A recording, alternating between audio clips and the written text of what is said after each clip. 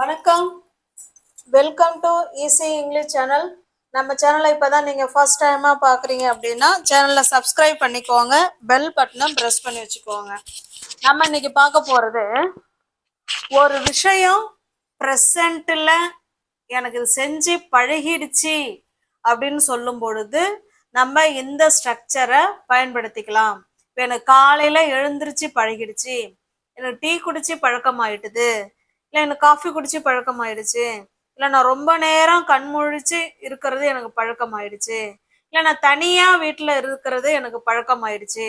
இந்த மாதிரி ஒரு விஷயம் நமக்கு பழக்கமாயிடுச்சு அப்படின்னு ப்ரெசண்ட்ல சொல்றோம் இல்லைங்களா, அதை பற்றி தான் நம்ம இன்னைக்கு இந்த வீடியோவில் பார்க்க போகிறோம். அதுக்கு ஸ்ட்ரக்சர் பாருங்க.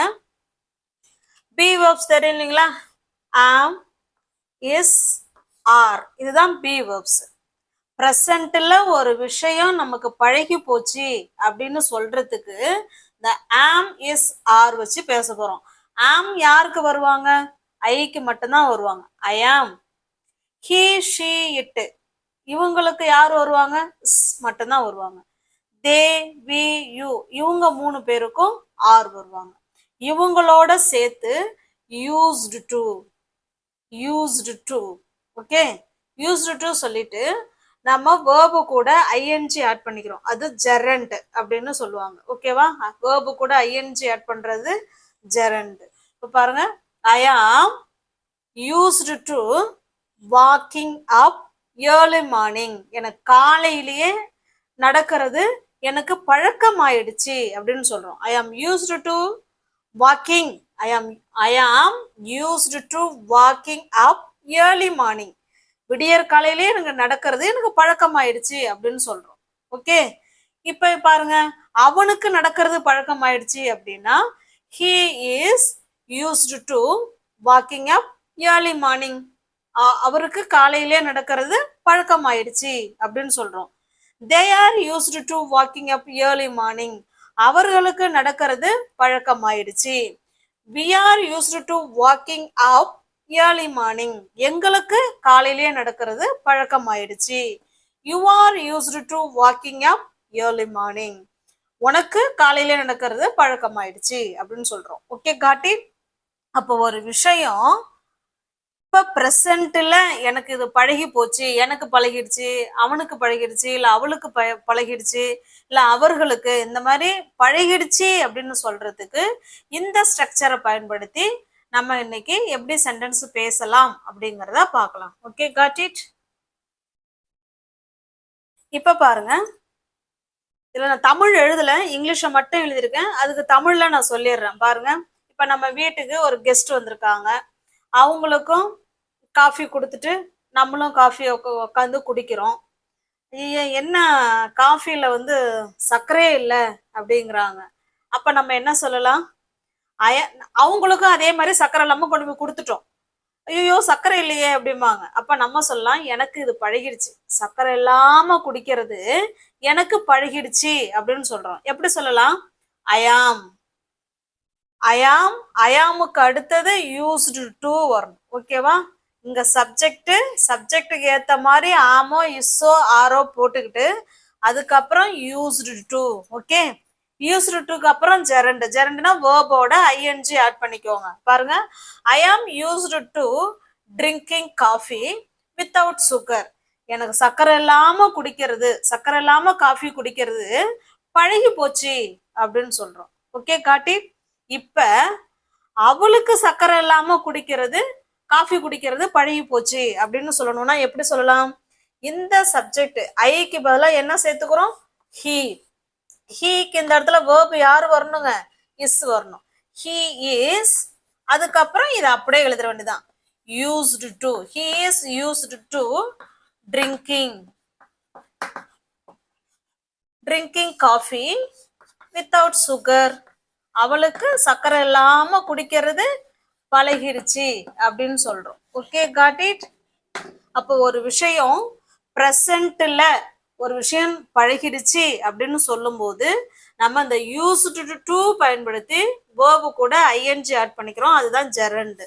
Okay, got it. Shall we go to the next sentence? Next sentence பாருங்க. they are used to the noise.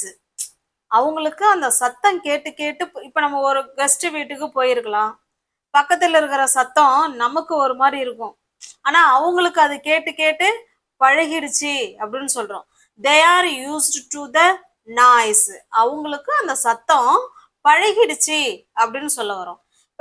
இப்ப எனக்கு பழகிடுச்சுன்னா அந்த சப்ஜெக்டை மட்டும் மாத்திக்கோங்க. தே வர்றதுனால ஆர் போட்டுக்கிறோம் வேர்பு, ஐ சப்ஜெக்ட் வர்றதுனால ஆம் போட்டுக்கிறோம். ஐ ஆம் யூஸ்டு டு த நாய்ஸ். எனக்கு அந்த சத்தம் பழகிடுச்சு அப்படின்னு சொல்றோம். இப்ப இதே எங்களுக்கு அந்த சத்தம் பழகிடுச்சுன்னா வி போட்டுக்கோங்க, விக்கு ஆர் போட்டுக்கணும், அவ்வளவுதான். We are used to the noise. எங்களுக்கு அந்த சத்தம் பழகிடுச்சு அப்படின்னு சொல்றோம். Okay, got it. ஒரு விஷயம் பிரசன்ட்ல நமக்கு பழகி போச்சு அப்படின்னு சொல்றதுக்கு தான் இந்த ஸ்ட்ரக்சர். ஐ ஆம், ஹி இஸ், தே ஆர், அதை கொடுத்து யூஸ்டு டு போட்டு அப்புறம் ஜெரண்ட் போட்டுக்கிறோம். Okay, got it. அடுத்த சென்டென்ஸ் பாருங்க. He is used to working long hours at the office. இதுக்கு என்ன அர்த்தம்? அவருக்கு ஆஃபீஸ்ல ரொம்ப நேரம் வேலை செய்யறது பழகி போச்சு அப்படின்னு சொல்றோம். ஹீ சப்ஜெக்ட், சப்ஜெக்டுக்கு ஏற்ற மாதிரி வேர்பு, முதல்ல சப்ஜெக்ட் அதுக்கு ஏற்ற மாதிரி வேர்பு கொடுத்துக்கிட்டு இந்த யூஸ்டு டுவை கொடுத்து அதுக்கப்புறம் வேர்பு கூட ஐஎன்ஜி ஆட் பண்ணிக்கிறோம், ஒர்க்கிங் அப்படின்னு. ஓகேவா? அதான் gerund. He is used to working long hours. ரொம்ப நேரமா வேலை செய்யறது. எங்க? At the office. ஆஃபீஸ்ல ரொம்ப நேரம் வேலை செய்யறது அவருக்கு பழகி போச்சு அப்படின்னு சொல்றோம். ஓகே, இப்ப வந்து மாலாவுக்கு ஆபீஸ்ல வேலை ரொம்ப நேரம் செஞ்சு அவங்களுக்கு பழகிடுச்சுன்னு சொல்ல போறோம், மாலா அப்படின்னு சொல்ல போறோம். அப்ப இந்த இடத்துல மாலா அப்படின்னு பேரை ஆட் பண்ணிக்கோங்க. Mala is used to working long hours at the office. மற்றது எல்லாம் அப்படியேதான் வரும். இந்த சப்ஜெக்டுக்கு ஏத்த மாதிரி வேர்பை மாத்திக்கிட்டு மற்ற எல்லாம் நம்ம அப்படியே தான் சொல்ல போறோம். ஓகேவா? Mala is used to working long hours at the office. Next sentence. Next sentence பாருங்க. ஐ ஆம் used to eating spicy food. என்ன அர்த்தம்? எனக்கு காரமான உணவு சாப்பிடுவது எனக்கு பழக்கம் ஆயிடுச்சு, இல்ல நான் பழகிக்கிட்டேன் அப்படின்னு சொல்லிக்கலாம். ஓகேவா? நான் பழகிக்கிட்டேன் இல்ல பழக்கம் ஆயிடுச்சு, ரெண்டுக்குமே ஒண்ணுதான். முதல்ல சப்ஜெக்ட், சப்ஜெக்டுக்கு ஏற்ற மாதிரி வேர்பு, அதுக்கப்புறம் யூஸ்டு டு, அதுக்கப்புறம் ஜெரண்ட், இப்படி வச்சு பேசிக்க வேண்டியதான். ஐ ஆம் used to eating spicy food. எனக்கு காரமான உணவு சாப்பிட்டு எனக்கு பழகிடுச்சு அப்படின்னு சொல்றோம். Okay, got it. இப்ப எங்களுக்கு காரமான உணவு சாப்பிட்டு பழகிடுச்சு அப்படின்னா என்ன சொல்லணும்? ஃபர்ஸ்ட் வி, விக்கு ஏத்த மாதிரி சப்ஜெக்ட் வி ஆர், அதுக்கப்புறம் used to. We are used to, same அதே தான். We are used to eating spicy food. எங்களுக்கு காரமான உணவு சாப்பிட்டு பழக்கமாயிடுச்சு அப்படின்னு சொல்றோம். Okay, got it. இப்போ ஒரு விஷயம் ப்ரெசன்ட்ல பழகி போச்சு இல்ல நான் பழகிக்கிட்டோம் அப்படின்னு சொல்றதுக்கு இந்த யூஸ்டு டு பயன்படுத்தி நம்ம பேசிக்கலாம். யூஸ்டு டு அப்புறம் ஜெரண்ட் ஐஎன்ஜி சேர்த்து ஆட் பண்ணி பேசணும். Okay, got it. இப்ப பாருங்க, நான் தனியா இருக்க பழகிக்கிட்டேன். எப்படி சொல்லலாம்? ஐ, ஐக்கு ஆம், ஐ ஆம், அப்புறம் யூஸ்டு டு, அவ்வளவுதான். ஐ ஆம் யூஸ்டு டு இருக்க, இருக்கிறதுக்கு என்னங்க? பி தானே. இருன்னா பி. இப்ப அது கூட ஐஎன்ஜி ஆட் பண்ணிக்கோ. Being, being alone. நான் தனியா இருக்க பழகிக்கிட்டேன் அப்படின்னா ஐ ஆம் used to being alone. Okay, got it. இப்ப இதையே அவ தனியா இருக்கா பழகிக்கிட்டா அப்படின்னா என்ன சொல்லணும்? சப்ஜெக்டை மாத்திக்கோங்க, சப்ஜெக்டுக்கு ஏத்த மாதிரி வேர்பை மாத்திக்கோங்க, மற்ற எல்லாமே சேம் அதே தான் வரும். she is used to being alone. அவ தனியா இருக்க பழகிக்கிட்டா. they are, இப்ப they வச்சு சொல்லணும் அப்படின்னா அதுக்கு ஏத்த மாதிரி சப்ஜெக்டை மாத்திக்கோங்க. they are used to being alone. அவங்க தனியா இருக்க பழகிக்கிட்டாங்க அப்படின்னு சொல்ல போறோம். Okay, got it. நெக்ஸ்ட். இப்ப பாருங்க, இப்ப அடுத்த யூசேஜ் பார்க்க போறோம். அடுத்த ஒரு ரூட் வேர்டு சப்ஜெக்ட் அது கூட யூஸ்டு டு அப்புறம் வேர்பு ஒன்று. முன்ன என்ன பார்த்தோம்னா சப்ஜெக்ட் ஆம் யூஸ்டு டு அதுக்கப்புறம் வேர்போட ஐஎன்ஜி ஜெரண்ட் பார்த்தோம் இல்லைங்களா. இந்த யூஸ்டு டு பக்கத்துல ஜெரண்டா சேர்த்து பேசுனீங்கன்னா இப்ப பிரசன்ட்ல எனக்கு பழகி போச்சு அப்படின்னு அர்த்தம். இப்ப இதுல ஒரு சென்டென்ஸ் பார்ப்போம். இப்ப வந்து சப்ஜெக்ட்டுங்களா, ஒரு சப்ஜெக்ட் போட்டுக்கோங்க. அடுத்தது என்ன போடணும்? Used to. I used to eat.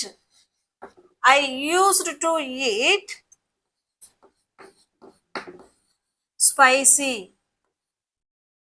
spicy food. ஓகேவா? இதையே முந்தின சென்டென்ஸ் பார்த்தோம் இல்லைங்களா, ஐக்கு பக்கத்துல am சேர்த்து அதுக்கப்புறம் used to.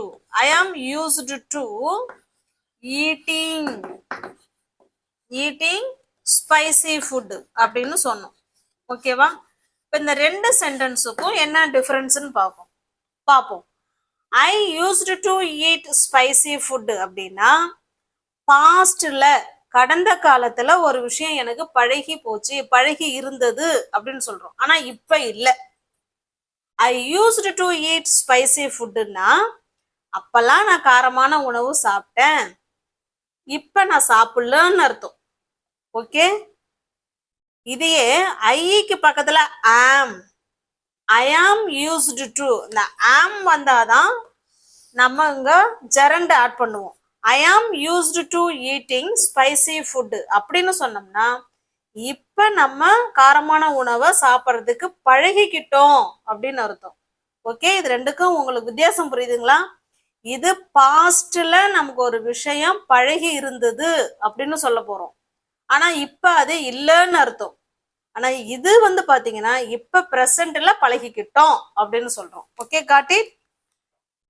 நீங்க சப்ஜெக்ட் யூஸ்டு டு போட்டீங்கன்னா இந்த இடத்துல வேர்பு ஒண்ணு மட்டும் தான் போடணும். இங்க ஐஎன்ஜி ஆட் பண்ணிடக்கூடாது. இது பாஸ்ட்ல ஒரு விஷயம் பழகிடுச்சு அப்படிங்கும் போது ஐஎன்ஜி வராது.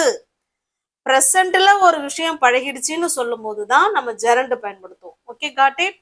ஐ used to eat spicy food when I was kid. நான் குழந்தையா இருக்கும்போது, இல்லைன்னா நான் வென் ஐ வாஸ் ஸ்டடி, நான் படிக்கும் பொழுது நான் என்ன பண்ணேன், காரமான உணவு சாப்பிட்டு எனக்கு பழகி இருந்துச்சு அப்படின்னு சொல்றோம். ஆனா இப்ப பழக்கம் இல்லை அப்படின்னு அர்த்தம். ஐ ஆம் used to eating spicy food அப்படின்னா எனக்கு இப்ப காரமான உணவு சாப்பிட்டு எனக்கு இப்ப பழகி போச்சு அப்படின்னு சொல்றோம். Okay, got it. Shall we go to the next sentence? இப்ப பாருங்க, உங்களுக்கு ரெண்டு ஸ்ட்ரக்சரையும் உங்களுக்கு கம்பைன் பண்ணி இப்ப ஒரே இடத்துல எழுதிருக்கேன் பாருங்க. சப்ஜெக்டுக்கு ஏத்த மாதிரி ஆம் வருமா, இஸ் வருமா, ஆர் வருமானு முடிவு பண்ணிக்கணும். அதுக்கப்புறம் யூஸ்டு டு, அதுக்கப்புறம் ஜெரண்ட். இது பிரசன்ட். ஆம் இஸ் ஆர் வந்திருக்கு பாருங்க. Am is R used to gerund. இது பிரசன்ட்ல ஒரு விஷயம் பழகி போச்சு அப்படின்னு சொல்றதுக்கு இந்த ஸ்ட்ரக்சர். அதே அந்த பக்கம் பாருங்க, சப்ஜெக்ட் யூஸ்டு டு வேர்பு ஒன்று. இது வந்து பாஸ்ட்ல ஒரு விஷயம் எனக்கு பழகி இருந்தது ஆனா இப்ப இல்லை அப்படின்னு அர்த்தம். Okay, got it. இப்போ பாஸ்ட்ல சொல்லணும்னா நீங்க சப்ஜெக்ட் யூஸ்டு டு வச்சு சொல்லிக்கோங்க. ப்ரெசென்ட்ல ஒண்ணு பழகி இருக்குன்னா சப்ஜெக்டோட ஆம் இஸ் ஆர் சேர்த்துட்டாலே நம்ம யூஸ்டு டு பக்கத்துல ஜெரண்ட் தான் ஆட் பண்ணணும். ஓகேவா? அங்க பாருங்க, ஒரே சென்டென்ஸா எழுதியிருக்கேன், என்ன மாதிரி அர்த்தம் கொடுக்க போகுதுன்னு பார்க்கலாம். ஐ ஆம் சப்ஜெக்ட் ஐ, சப்ஜெக்டுக்கு ஏத்த மாதிரி ஆம். ஐ ஆம் யூஸ்டு டு ரீடிங். யூஸ்டு டுக்கு அப்புறம் ஜெரண்ட் இல்லைங்களா, வேர்போட ஐஎன்ஜி ஆட் பண்ணுங்க. Reading story books in the evenings. எனக்கு மாலை நேரங்கள்ல கதை புக்கு படிக்கிறது எனக்கு பழக்கம் ஆயிடுச்சு. எப்ப? பிரசன்ட்ல. அப்ப இப்பெல்லாம் நான் என்ன பண்றேன், மாலை நேரங்கள்ல எல்லாம் பழகிடுச்சு, டெய்லியுமே எனக்கு புக்கு படிச்சு எனக்கு பழக்கம் ஆயிடுச்சுன்னு சொல்றோம் பிரசன்ட்ல. இதே அந்த பக்கம் பாருங்க, same sentence. I used to read the story books in the evenings அப்படின்னா என்ன அர்த்தம்? அப்பெல்லாம் நான் மாலை நேரங்கள்ல கதை புக்கு படிச்சேன், இப்ப நான் படிக்கிறது இல்ல, அந்த பழக்கத்தை விட்டுட்டேன் அப்படின்னு அர்த்தம். Okay, got it? உங்களுக்கு புரியுதுங்களா? அப்ப ப்ரெசென்ட்ல ஒரு விஷயம் எனக்கு பழக்கமாயிடுச்சு அப்படின்னு பேசுறதுக்கு இந்த ஸ்ட்ரக்சரை பயன்படுத்திக்கோங்க. பாஸ்ட்ல ஒரு விஷயம் எனக்கு பழக்கமா இருந்தது அப்படின்னு சொல்லணும்னா அந்த ஸ்ட்ரக்சரை பயன்படுத்திக்கோங்க. Okay, got it? இப்ப பாருங்க, நெக்ஸ்ட் சென்டென்ஸ் கொடுத்துருக்கேன். ப்ரெசென்ட்ல ஒரு விஷயம் பழகி போச்சுன்னு சொல்றதுக்கு இதுதான். தே ஆர் யூஸ்டு டு வாட்சிங் cartoons. They are used to வாட்சிங் கார்ட்டூன்ஸ். அவர்களுக்கு கார்ட்டூன்ஸ் படம் பார்த்து பழகிடுச்சு அப்படின்னு சொல்றோம். அப்ப இன்னமும் அவங்க இனிமேலும் பார்ப்பாங்க அப்படின்னு தான் அர்த்தம். ஏன்னா அவங்களுக்கு பழகிடுச்சுல அந்த விஷயம். இந்த பக்கம் பாருங்க, தே வந்திருக்கு, ஆனா அங்க ஆர் வரல. ஓகேவா? சப்ஜெக்டுக்கு எடுத்த பக்கத்திலே யூஸ்டு டு போட்டுட்டோம், அதுக்கப்புறம் வேர்பு 1 கொடுத்துட்டோம். தே யூஸ்டு டு வாட்ச் கார்ட்டூன்ஸ் அப்படின்னா அவங்களுக்கு கார்ட்டூன்ஸ் படம் பார்த்தது உங்களுக்கு பழக்கமாயிடுச்சு. பாக்குறது அவங்களுக்கு பழக்கமா இருந்தது, ஆனா இப்ப இல்லைன்னு அர்த்தம். ஓகே, உங்களுக்கு ரெண்டுக்கும் வித்தியாசம் புரியும்னு நினைக்கிறேன். நீங்க இப்ப பிரசன்ட்ல எனக்கு இந்த விஷயம் பழக்கமாயிடுச்சுன்னு சொல்றதுக்கு பதிலாக நீங்க இப்படி சொல்லிட்டீங்கன்னா அது தப்பு. பாஸ்ட்ல எனக்கு இதெல்லாம் பழக்கமா இருந்ததுங்க அப்படின்னு சொல்லணும்னா சப்ஜெக்ட் யூஸ்டு டு வேர்பு 1, இது பாஸ்டுக்கு. பிரசன்ட்ல எனக்கு ஒரு விஷயம் பழக்கமா இருக்குங்க அப்படின்னு சொல்றதுக்கு சப்ஜெக்டுக்கு ஏத்த மாதிரி ஆம், இஸ், ஆர், அப்புறம் used to gerund. Okay, got it? இப்ப நெக்ஸ்ட் சென்டென்ஸ் பாருங்க.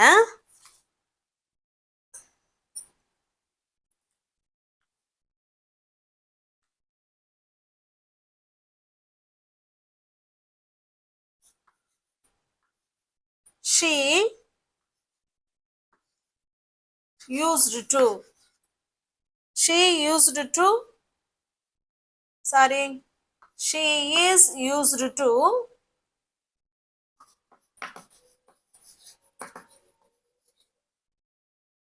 singing well. இது என்ன அர்த்தம்? she is used to singing well னா என்ன அர்த்தம்? அவளுக்கு நல்லா பாட்டு பாடுறது அவளுக்கு பழக்கமாயிடுச்சு. அவளுக்கு நல்லா பாட்டு பாடுறது அவளுக்கு பழக்கமாயிடுச்சுன்னு சொல்றோம். எப்ப? பிரசன்ட்ல. she is used to singing well. இதே சென்டென்ஸ் அங்க எப்படி சொல்லுவோம்? she used to, அங்க is வரக்கூடாது. she used to sing மட்டும்தான் போடணும். sing well. பாஸ்ட்ல அப்ப அவளுக்கு பாட்டு பாடுறது பழக்கமா இருந்தது, ஆனா இப்ப அவ பாடுறது இல்லை அப்படின்னு அர்த்தம். Okay, got it? இது உங்களுக்கு புரிஞ்சிருக்கும்னு நினைக்கிறேன். இந்த ஸ்ட்ரக்சரை நல்லா நோட் பண்ணி வச்சுக்கோங்க.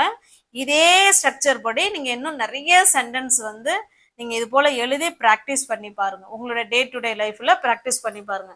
ப்ரெசென்ட்ல ஒரு விஷயம் பழகிடுச்சுன்னா இந்த ஸ்ட்ரக்சரும், பாஸ்ட்ல எனக்கு ஒரு விஷயம் பழக்கமா இருந்தது அப்படின்னு சொல்றதுக்கு அந்த ஸ்ட்ரக்சரும் நீங்க பயன்படுத்திக்கணும். ஓகே, நம்ம சேனலை இப்பதான் இங்க ஃபர்ஸ்ட் டைமா பாக்குறீங்க அப்படின்னா சப்ஸ்கிரைப் பண்ணிக்கோங்க, பெல் பட்டனை பிரஸ் பண்ணி வச்சுக்கோங்க, லைக் பண்ணுங்க, கமெண்ட் பண்ணுங்க, தெரிஞ்சவங்களுடைய ஃப்ரெண்ட்ஸ் அண்ட் ஃபேமிலிக்கு ஷேர் பண்ணுங்க. தேங்க்யூ.